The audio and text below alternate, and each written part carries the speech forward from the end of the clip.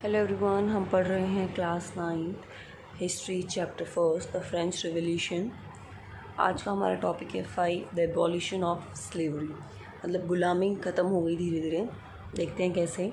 One of the most revolutionary social reform of the Jacobin regime was the abolition of slavery in the French colonies.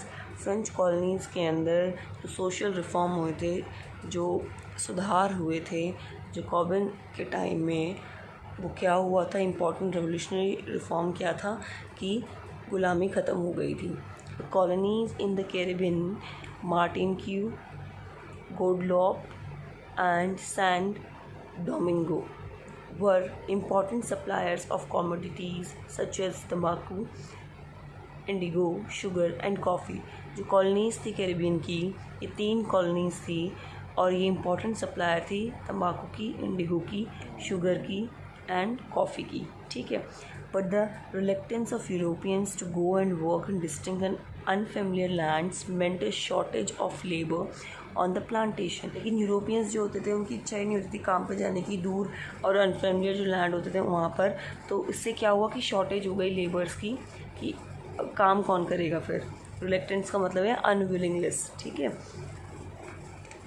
So this was met by a triangular slave trade between Europe, Africa and America. फिर इससे क्या हुआ, जब labour ही नहीं है तो Europe, Africa और America ने क्या किया, ट्रायंगुलर स्लेव ट्रेड शुरू कर दिया अपने बीच, मतलब स्लेव्स का, दास का व्यापार करना शुरू कर दिया। The slave trade begin in 17th century. एक जगह से लोगों को उठाते और दूसरी जगह स्लेव बना देते थे, गुलाम बना देते थे। ये कब से स्टार्ट हुआ, 17th सेंचुरी से। French merchant sail from the ports of Bordeaux और Nantes to the African coast where they bought slaves from local chieftains. अच्छा, क्या करते थे जो फ्रेंच मर्चेंट्स थे, वो बॉर्डेक्स और नांते से अफ्रीकन कोस्ट जाते थे और वहाँ पर लोकल सरदारों से स्लेव्स खरीद लेते थे। Branded and shackled, the slaves were packed tightly into ships for the 3-month-long voyage across the Atlantic to the Caribbean. Branded का यहाँ मतलब है कलंक लगाना, shackled का मतलब है यहाँ पर कि बांधना। ठीक है। तो उनको पकड़ के बांध देते थे, उनका नाम मतलब उनको कलंकित किया जाता था और फिर स्लेव्स को टाइटली बिल्कुल भर के शिप्स में पैक कर दिया जाता था और 3 महीने की लंबी यात्रा के बाद अटलांटिक से होते हुए कैरिबियन पहुंचते थे। There they were sold to plantation owner, और वहाँ पर जाकर उनको बेच दिया जाता था प्लांटेशन ओनर्स को। The exploitation of slave labour made it possible to meet the growing demand in European markets for sugar, coffee and indigo. भाई ये जो एक्सप्लोशन हो रहा था गुलामों का, दासों का बनाने का, इसी के कारण यूरोपियन में डिमांड बढ़ती गई शुगर, कॉफ़ी और इंडिगो। वो लोग काम करते वहाँ जाके और काम करते तो सप्लाई होती थी और फिर धीरे धीरे डिमांड बढ़ने लगी मार्केट्स में। Port cities like Bordeaux and Nantes owed their economic prosperity to the flourishing slave trade. फलते फूलते स्लेव ट्रेड के कारण ही बॉर्डेक्स और नांते जो सिटी थी वो ज़्यादा मशहूर हो गई। ठीक है। Through the 18th century there was little criticism of slavery in France. भाई धीरे धीरे 18th सेंचुरी में स्लेवरी को क्रिटिसाइज़ किया जाने लगा फ्रांस के अंदर, उसकी बुराई की जाने लगी। The National Assembly held long debates about whether the right of man should be extended to all French subjects including those in colonies.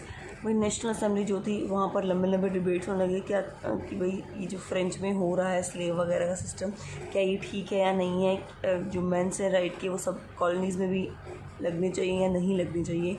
But did not pass any laws fearing opposition from businessmen who income depended on the slave trade. लेकिन National Assembly ने डर के कारण कोई भी कानून पास नहीं किया कि जो बड़े बड़े बिजनेसमैन हैं जिनकी इनकम होती है स्लेव ट्रेड के कारण, कहीं वो अपोज करना स्टार्ट कर दें, इसलिए उन्होंने कोई लॉ पास नहीं किया स्लेव ट्रेड के लिए।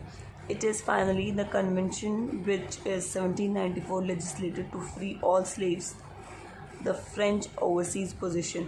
अच्छा, फिर फाइनली एक मीटिंग हुई और उसमें 1794 में लॉ निकला कि सारे गुलामों को आज़ाद कर दिया जाएगा फ्रेंच के अंदर।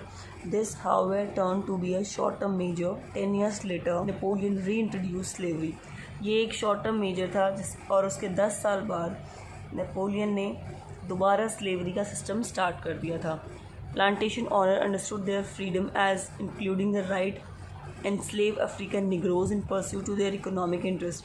अब जो प्लांटेशन ओनर थे उनको राइट था, फ्रीडम थी ये कि वो निग्रोज़ को अपना स्लेव बना सकते थे. अफ्रीकन निग्रोज़ क्या होता है देखिए नीचे दिया हुआ है. Negroes a term use for the indigenous people of Africa in south of Sahara. Africa में जो सहारा डेजर्ट है उसके साउथ में जो लोग रहते हैं उनको निग्रोज़ बोलते थे.